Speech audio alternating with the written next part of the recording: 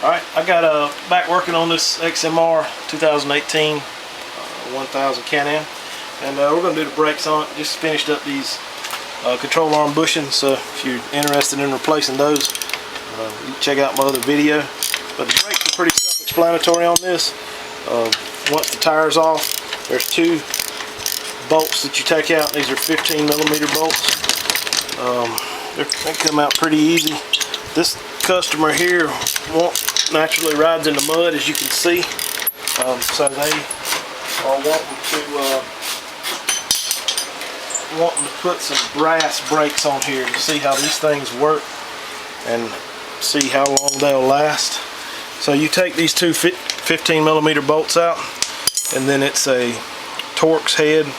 Have to take those two pins out to get the brakes to fall out. So let me grab a Torx bit and we'll get those loose. Alright, got one right here with me, so back those out. Those are pins. Just slide them out. And before you take your brakes out, it's a lot easier if you go ahead and compress the pistons on there. So get you a C-clamp and tighten that down on your pistons to get them ready for the new pads. The way I'm doing this here, you never break the brake line or crack a brake line, so you don't have to worry about bleeding it unless you just don't have any brakes. Pedal goes to the floor. That's really the only case where you need to bleed them.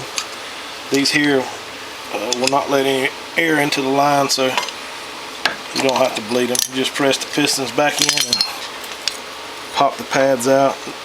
The outside pad, and it's full of mud in there, so clean some of that out with a screwdriver. There, the inside pad is almost worn out. There's a little bit of life left on the outside one, but not much. And these pads we're going to put on, these are brass. They're supposed to hold up a lot better. I think these were purchased online. I'm not sure who the manufacturer was, but we'll see how long they last. Let me see if I can grab another pad.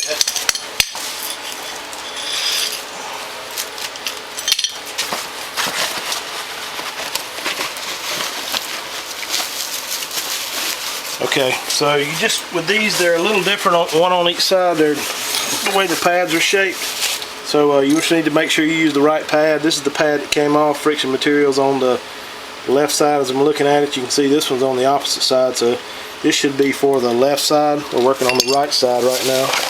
So just dig around the box till you find the correct one. There we go. That's what we're looking for. The inside pad doesn't really matter. They're all the same.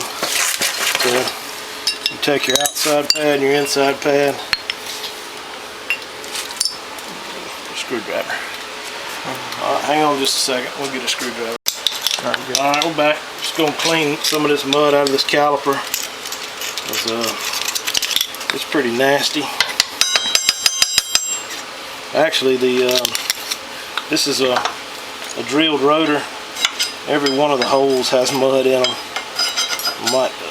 I don't know if that'll make any difference, because he's going to probably just run it right back through the mud again, but it's not going to hurt anything to clean these out.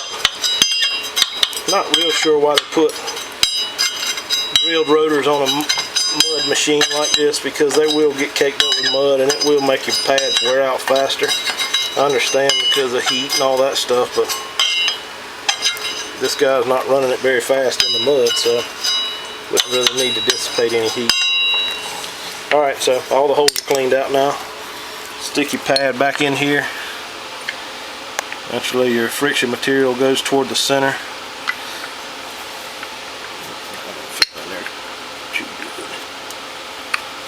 Alright, there's the inside one. I think I put the wrong pad up.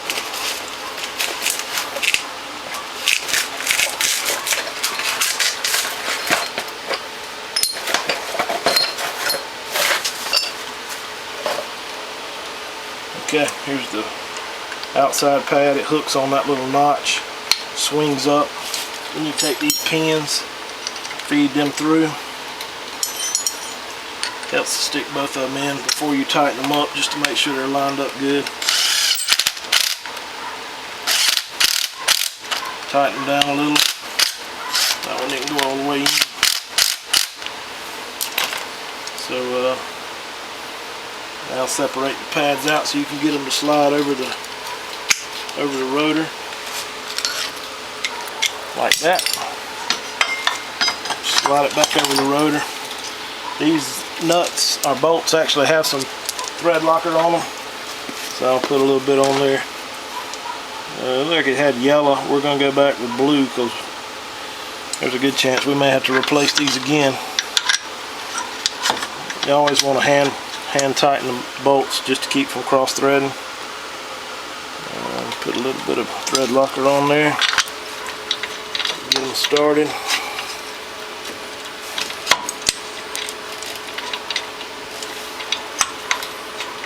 Alright, and that's pretty much it. We'll do the other side the same way. These brakes, since you press the pistons in, when you first hit the brake, it's probably going to go to the floor, so it doesn't hurt to pump them a couple times before you actually drive it. But that's it.